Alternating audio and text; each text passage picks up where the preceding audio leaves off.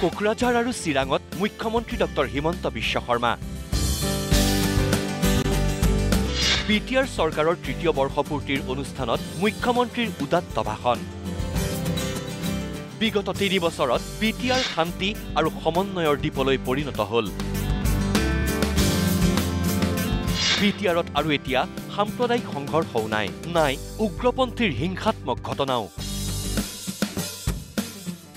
শান্তিৰ বাবে উন্নয়নৰ গংগা বৈছে সমগ্ৰ বিটিআৰত প্ৰমোদ বড়ো চৰকাৰৰ তৃতীয় বৰ্ষপূৰ্তিত ভাষণ ৰাখি এই মন্তব্য মুখ্যমন্ত্ৰী ডক্টৰ হিমন্ত বিশ্ব শৰ্মাৰ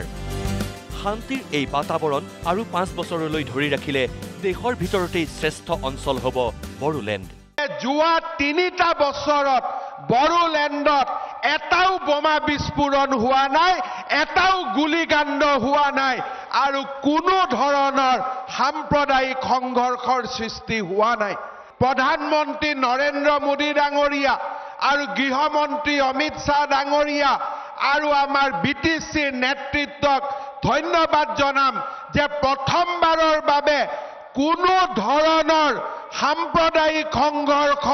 কোনো ধৰণৰ হিংসাত্মক ঘটনা নোহোৱাকৈ আজি আমি 3টা বছৰ পাৰ কৰিবলৈ সক্ষম হৈছো কিন্তু উন্নতিৰ বাবে আমাক শান্তি লাগিব গধূলি 10টা 11টা 12টা বজাতো যাতে বড়ো অনাবড়ো সকলো লোকে কাম কৰিব পাৰে স্কুলত যাব পাৰে কলেজত যাব পাৰে বোমা বিস্ফোৰণ হ'ব নোৱাৰে তেনেকুৱা এটা পৰিৱেশ আমি নিৰ্মাণ কৰিব পৰা নাছিলো কিন্তু যোৱা 3টা বছৰত আমি শান্তিৰ যি পৰিৱেশ নিৰ্মাণ কৰিলো মই কথা দিব পাৰো গ্যাৰান্টি দিব পাৰো যে এনেকুৱা ধৰণৰ পৰিৱেশ যদি আৰু 5টা বছৰ আমি ধৰি ৰাখিব পাৰো বড়োলেণ্ড ভাৰতবৰ্ষৰ ভিতৰতে এটা উন্নত অঞ্চললৈ ৰূপান্তৰ হ'ব তাত মোৰ কোনো সন্দেহ নাই পূৰ্বতে বড়োলেণ্ডত হিংসাজৰ্জৰ পৰিৱেশে বিৰাজ কৰিছিল পূৰ্বতে বিটিআৰত দুৰ্নীতিৰ সদাগৰে চৰকাৰ চলাইছিল যাৰ বাবে আজিৰ পৰিৱেশ সুদূৰ পৰাহত আছিল কিন্তু এতিয়া শান্তিৰ উপত্যকাত পৰিণত বড়োলেণ্ডত হ্ৰাস পাইছে ঋণৰ বোজাও নাম নোলোৱাকৈ বিটিআৰৰ পূৰ্বৰ নেতৃত্বক কঠোৰ সমালোচনা মুখ্যমন্ত্ৰীৰ বিটিআৰত আগত যিখন চৰকাৰ আছিল সেই চৰকাৰখনে বিটিআৰৰ মূৰত 3000 কোটি টকাৰ ধাৰ থৈ গৈছিল এটাকৈ কম্বলৰ পৰা আৰম্ভ কৰি বজাৰত যি দাম হয় তাতকৈ 50 গুণ 100 গুণ দামত বস্তু কিনি সমগ্ৰ বিটিআৰৰ অৰ্থনৈতিক ব্যৱস্থাক কোঙা কৰি পেলাইছিল যিবিলাকে হাজাৰ কোটি টকা দুৰ্নীতি কৰিলে যিবিলাকে বিটিআৰত কেতিয়াও উন্নতি আহিব নিদিলে যিবিলাকে বিটিআৰত কেতিয়াও শান্তিৰ পৰিৱেশ আহিব নিদিলে যিবিলাকে বিটিআৰত শিক্ষাৰ পৰিৱেশ আহিব নিদিলে তেওঁলোকে ইলেকশ্যন আহিলে কয় যে বিজেপি থকা ইউপিপিএলৰ চৰকাৰ বিজেপি চৰকাৰক ভাঙি দিয়ক আমাৰ চৰকাৰ নিৰ্মাণ কৰক মই তেওঁলোকক সুধিব খোজো যে আপোনালোকৰ চৰকাৰ বিটিআৰত 10 বছৰ 12 বছৰ 15 বছৰলৈকে আছিল তেতিয়া বিটিআৰত বাৰে সাম্প্ৰদায়িক সংঘৰ্ষ কিয় হৈছিল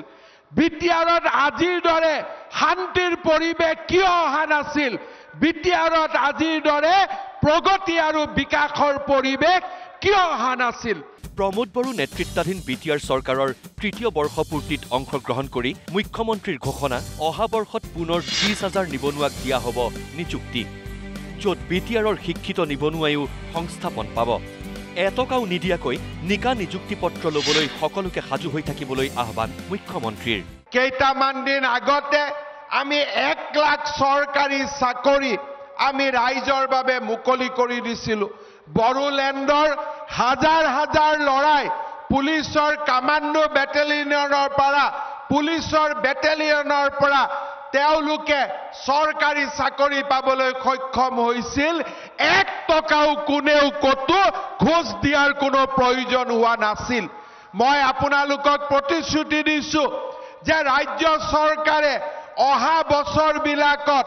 আৰু 30,000 চাকৰি অহা বছৰত নিযুক্তি দিব 2-3টাকৈ নতুন বেটেলিয়নত চাকৰি ওলাব বড়োলেণ্ডৰ লৰাই চাকৰি পাব কতো টকাও আমি ঘোষ দিব নালাগে তেনেকুৱা আজি আমি এটা পৰিবেশ নিৰ্মাণ কৰিছো বিটিআৰ চৰকাৰৰ তৃতীয় বৰ্ষপূৰ্তিত ভাগ লৈ মুখ্যমন্ত্ৰীয়ে কোকৰাঝাৰ চিৰাং বিজনীবাসীক দিলে ইটোৰ পিছত সিটো ভাল খবৰ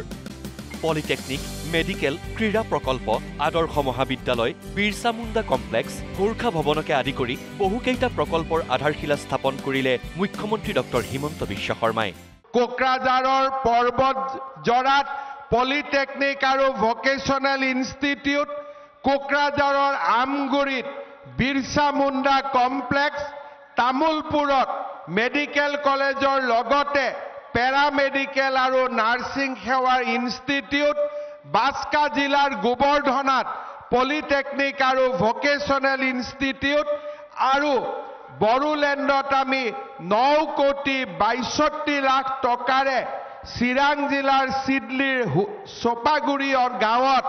আমি গোৰ্খা ভৱন নিৰ্মাণৰ দৰে কেইবাটাও গুৰুত্বপূৰ্ণ আঁচনিৰ আজি আমি আধাৰশিলা স্থাপন কৰিছো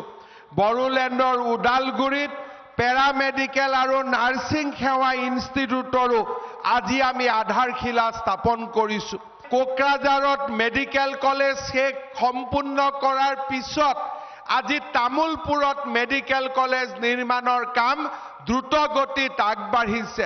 পাগলাদিয়াৰ ওপৰত দলং নিৰ্মাণৰ কাম আমি হাতত লৈছো ভূটানৰ সীমান্তলৈকে অসম মালাৰ দৰে ৰাস্তা আমি নিৰ্মাণ কৰাৰ বাবে আজি আমি দ্ৰুত গতিত কাম হাতত লৈছো বড়োলেণ্ডৰ প্ৰত্যেকটো বিধানসভা সমষ্টিতে ক্ৰীড়া প্ৰকল্পৰ পৰা আৰম্ভ কৰি আজি আমি বড়োলেণ্ডত খেলৰ এক নতুন পৰিবেশ নিৰ্মাণ কৰিবলৈ সক্ষম হৈছো ব্যুৰো ৰিপৰ্ট নিউজ লাইভ